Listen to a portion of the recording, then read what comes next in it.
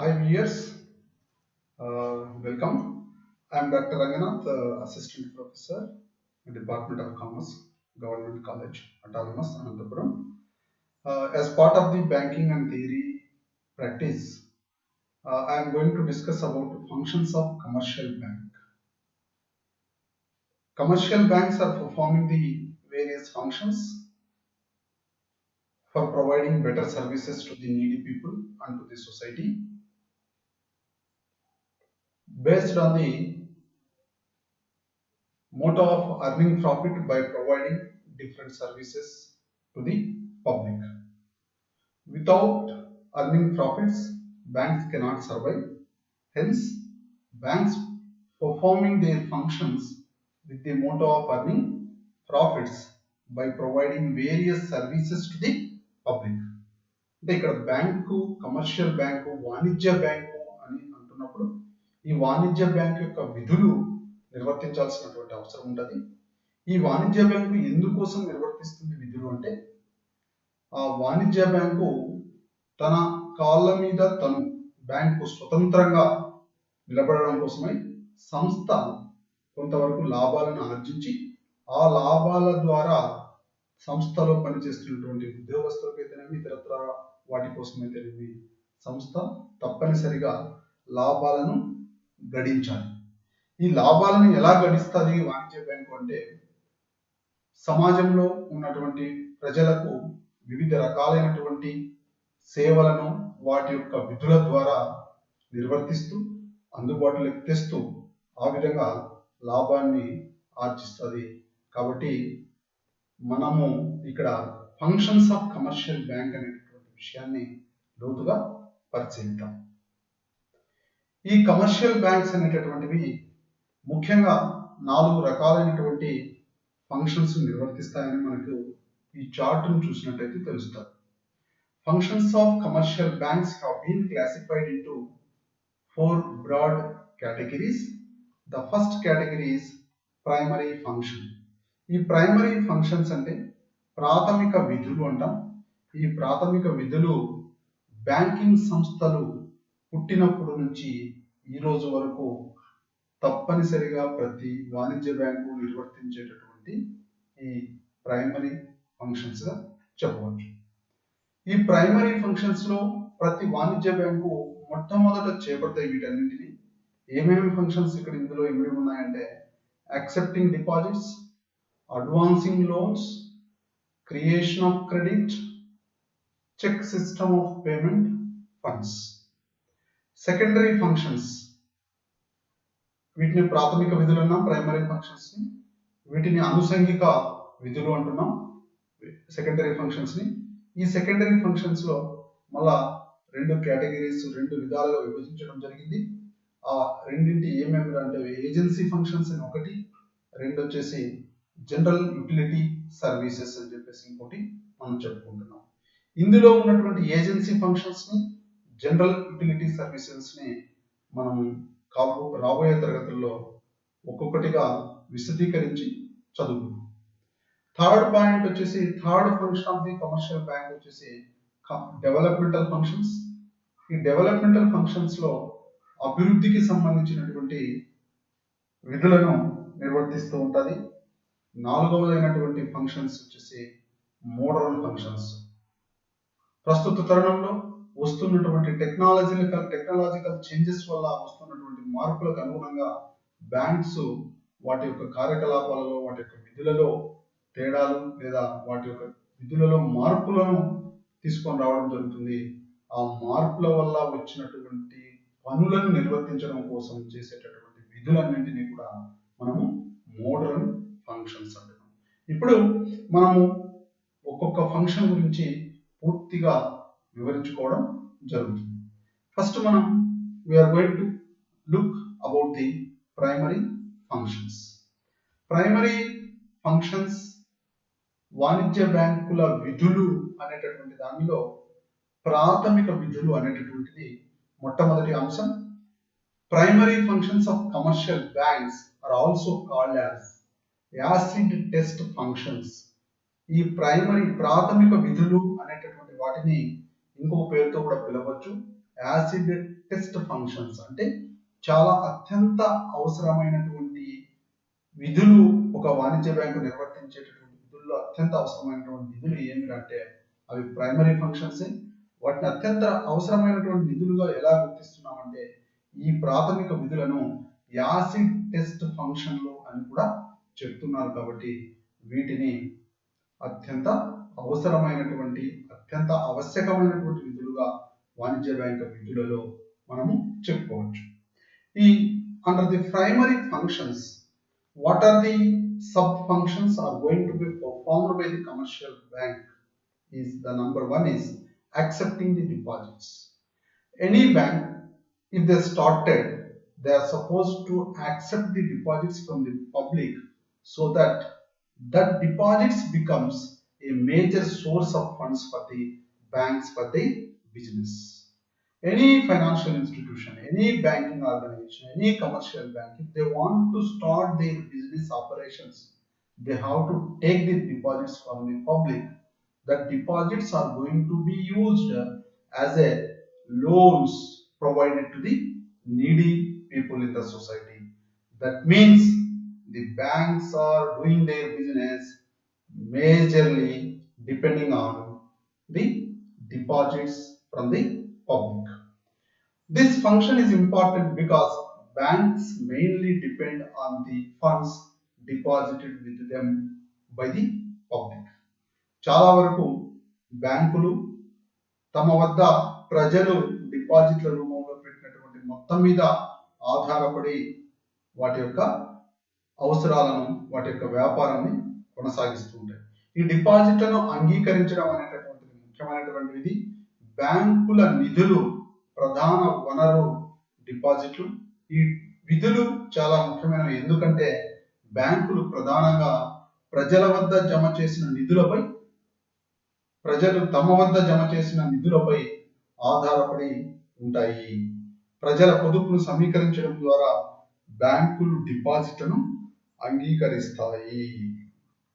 So ప్రజల వద్ద పొదుపు రూపంలో ఉన్నటువంటి మొత్తాలను డిపాజిట్ల రూపంలోకి మార్చుకోవడానికి బ్యాంకులు సహకరిస్తాయి ప్రజలకు. ఆ డిపాజిట్ల రూపంలో మార్చుకున్నటువంటి మొత్తాన్ని ఉపయోగించి బ్యాంకింగ్ తన యొక్క వ్యాపార కార్యకలాపాలను నిర్వహించడం జరుగుతుంది. కాబట్టి యాక్సెప్టింగ్ డిపాజిట్లను అంగీకరించడం అనేటటువంటిది ప్రాథమిక విధులలో మొట్టమొదటి విధిగా మనం చెప్పుకోవచ్చు. అలాగనే మనం చూసినట్టయితే ఈ డిపాజిట్లను ఎన్ని రకాలుగా డిపాజిట్లు మనం బ్యాంకు వద్ద చేసుకోవచ్చు. ఒక వ్యక్తి బ్యాంకుకి వెళ్ళి ఎన్ని రకాలైనటువంటి డిపాజిట్లు తనకు అందుబాటులో ఉన్నాయి అని తెలుసుకోవాలంటే ముఖ్యంగా ఇక్కడ వివిధ రకాలైనటువంటి డిపాజిట్ల గురించి మనం చర్చించుకోవాలి. ఆ డిపాజిట్లు ఏ డిపాజిట్ ఎటువంటి వ్యక్తులకు ఉపయోగకరం అనేటటువంటి విషయాన్ని కూడా కామర్స్ విద్యార్థిగా ప్రతి ఒక్కరూ తెలుసుకోవాల్సినటువంటి అవసరం ఎంతైనా ఉంది. ఫస్ట్ డిపాజిట్స్ లో మొదటిది fixed deposit account. This is a fixed period. Any depositor has to deposit their cash for a fixed period of time. The depositors can withdraw their money only on the expiry of the certain period of time. On such deposits, the banks will pay higher rate of interest depending on the length of the time period and amount of the deposit.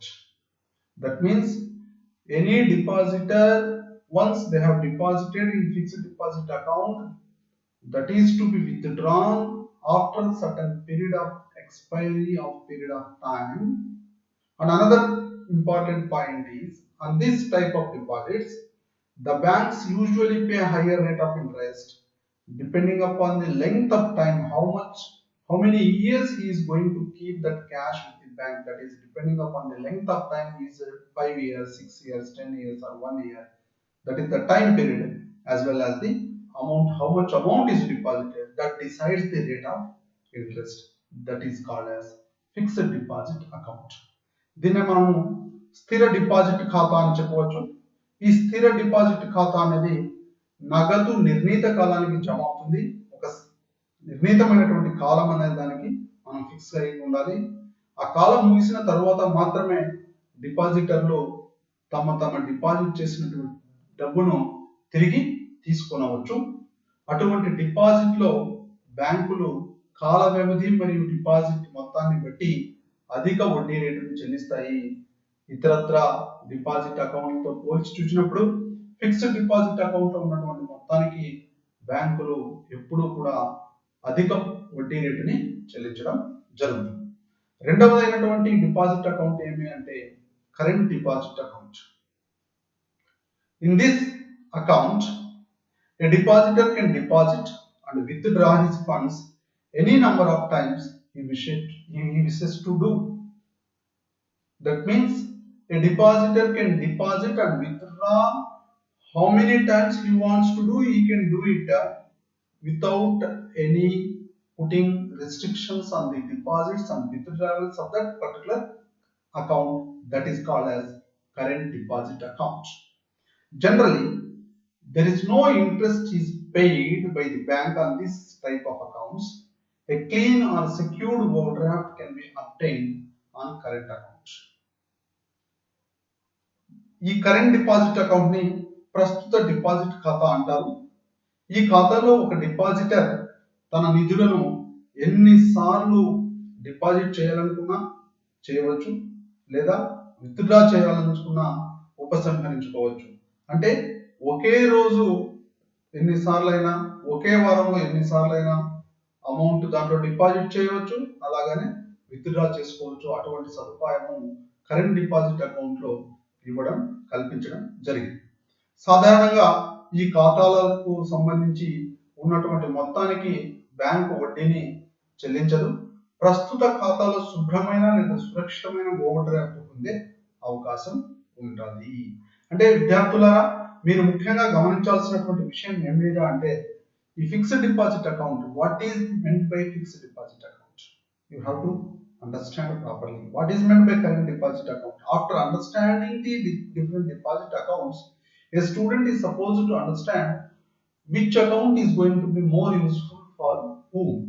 ఎవరికి ఏ విధమైనటువంటి deposit ఖాతా చాలా ఉపయోగకరంగా ఉంటుంది అనేటటువంటి విషయాన్ని కూడా విద్యార్థులు కూలంకషంగా అర్థం చేసుకోవాల్సిన అవసరం ఎంతైనా ఉంది.